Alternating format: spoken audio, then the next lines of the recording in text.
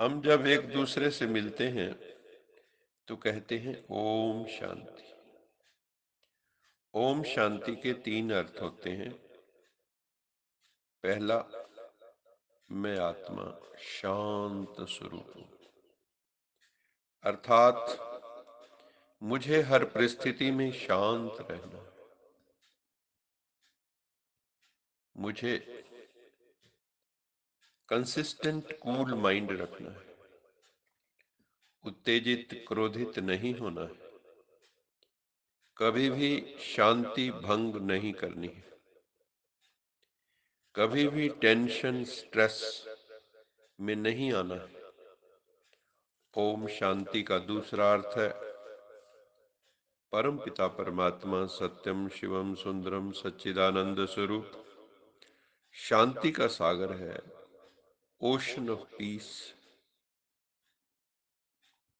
परम पिता परमात्मा शांति का दाता है।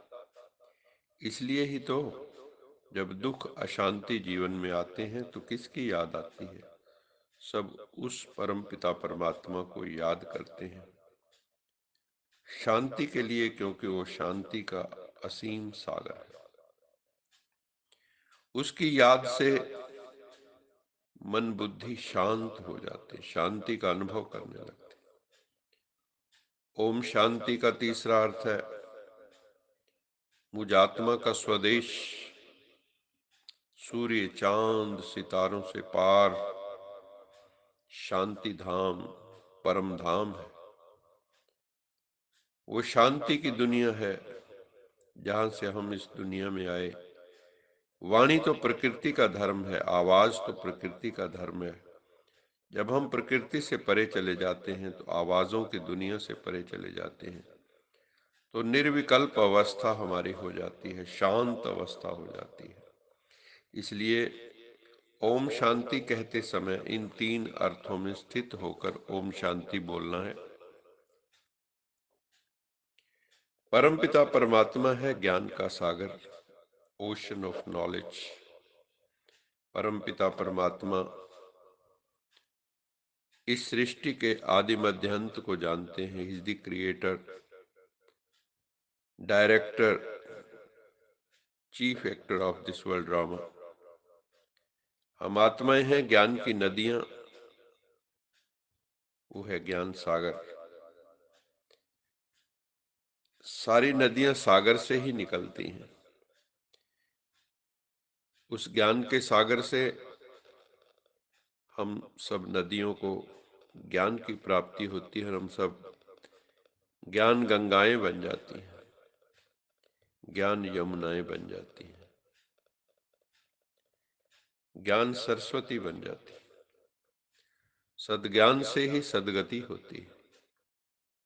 जो परम पिता परमात्मा सत्यम शिवम सुंदरम हमें सद्ज्ञान देते हैं, सत्य ज्ञान देते हैं, उसी से हमारी सदगति होती, नहीं तो दुर्गति हो जाती।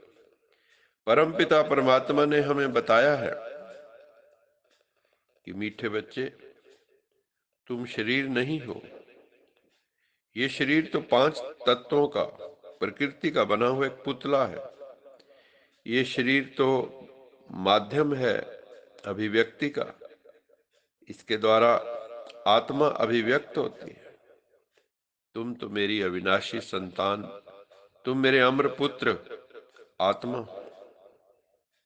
मृत्यु होने पर आत्मा देह त्याग कर नया देह रूपी वस्त्र धारण कर लेती।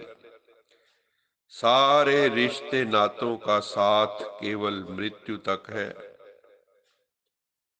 मृत्यु होने पर सारे रिश्ते नाते एक झटके में समाप्त हो जाते हैं। इसलिए सबसे प्यार का रिश्ता रखो, मोह का रिश्ता नहीं। मोह बहुत रुलाने वाला है, मोह बहुत पीड़ा देने वाला है। इसलिए वियोग होने पर जो मोह में ग्रस्त होते हैं वो बहुत पीड़ा की स्थिति से गुजरते। तो इसलिए भगवान कहते हैं बच्चे, मोह माया से मुक्त बन, निर्मोही बन। इसलिए बाबा कहते हैं, शिव बाबा हमें बच्चों को, कि तुम बच्चों को कामी से निष्कामी बनना है। लोभी से निर्लोभी बनना है, मोहग्रस्त से निर्मोही बनना है तथा अहंकारी से निरहंकारी बनना है, क्रोधी से अक्रोधी बनना है। काम विकार की चिता से उतरकर ज्ञान की चिता पर बैठना है।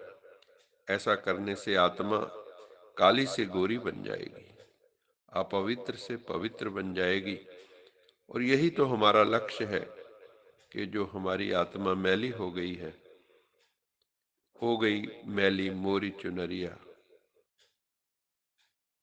वो जो मैली हो गई आत्मा, उसको हम कैसे साफ करें। वो परम पिता परमात्मा की याद से ही पवित्र हो सकती है। हम निर्विकारी उसकी याद से ही बन सकते हैं। वो हमारा सत्य पिता, सत्य शिक्षक, सतगुरु है। वही हमें सत्य नारायण की कथा सुनाते हैं।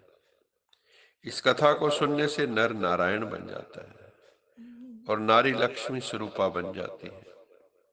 सत्य ज्ञान तथा सहज राजयोग के अभ्यास से आत्मा की सदगति हो जाती है, श्रेष्ठ गति हो जाती है। मानव देव बन जाता है, देव दुनिया आ जाती है, सतयुग आ जाता है। परम पिता परमात्मा है माशुक, बाकी सब आत्माएं हैं उसकी आशिक। उस माशुक को हर पल याद करना है। जैसे आशिक माशुक एक दूसरे को देखे बिना रह नहीं सकते, मन चित्त में वही छाया रहता है। खाना बनाते समय, खाते समय, उठते सोते जागते उस माशुक को ही याद करना है। जितनी फुर्सत मिले एकांत में उसे याद करना है। हमारा आचार व्यवहार बड़ा रॉयल होना चाहिए, रॉयल मैनर्स होने चाहिए हमारे। हमारा व्यवहार सरल होना चाहिए, भोला होना चाहिए। लेकिन इसके साथ साथ कई बार भोलेपन के कई नुकसान भी होते हैं। इसके साथ साथ शिव बाबा कहते हैं, बच्चे भोले के साथ साथ शक्ति स्वरूप भी होना चाहिए। तुम्हारे भीतर सामना करने की शक्ति, सहन करने की शक्ति, समाने की शक्ति, सब शक्तियां होनी चाहिए। नहीं तो मायावी परिस्थितियों का तुम सामना नहीं कर सकोगे। इसके लिए अपने हृदय में प्रभु की याद का झंडा लहराओ। अपने हृदय में प्रभु की याद का झंडा लहराओ तो प्रत्यक्षता का झंडा लहरा जाएगा। सारी दुनिया में आप भी प्रत्यक्ष होंगे और बाप भी प्रत्यक्ष हो जाएगा, परम पिता परमात्मा भी प्रत्यक्ष हो जाएगा। अच्छा, मीठे मीठे सिकिले दे बच्चों प्रति माता पिता बाप दादा का याद प्यार गुड मॉर्निंग। रूहानी बाप की रूहानी बच्चों को नमस्ते। हम रूहानी बच्चों की रूहानी माता पिता बाप बाप दादा दादा को को याद याद प्यार प्यार गुड गुड मॉर्निंग मॉर्निंग और और नमस्ते। नमस्ते। सदा रहो हंसते कहीं नहीं फंसते बन जाओ, फरिश्ते बांध लो अपने बसते चलो प्रभु के रास्ते। वाहिगुरु जी का खालसा वाहिगुरु वाहेगुरु जी जी की की फतेह। फतेह। बोल बोल साचे साचे दरबार दरबार की की जय। जय। लोका लोका समस्ता समस्ता सुखिनो सुखिनो भवन्तु। भवन्तु। लोका लोका समस्ता समस्ता सुखिनो सुखिनो भवन्तु। भवन्तु। लोका लोका समस्ता समस्ता सुखिनो सुखिनो भवन्तु। भवन्तु। ओम